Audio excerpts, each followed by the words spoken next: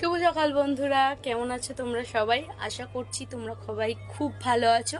আমিও ভীষণ ভালো আছি। আমার জিভটা হলুদ দেখতে পাচ্ছ, আমার জিভটা আমি কাঁচা হলুদ খেয়েছি, সেই জন্য এখন 9:50 বাজে। ঘুম থেকে উঠেছি তোমার 8টার মতো বেজে গেছে, যেহেতু ছেলের আজকে স্কুল নেই সেই জন্য উঠতে একটু দেরি হয়ে গেছে। তোমাদের পুজোর কি সবার কেনাকাটি কমপ্লিট হয়েছে? আমার এখনও কিছুই কমপ্লিট হয়নি, পুজো আর কদিন মাত্র বাকি আছে।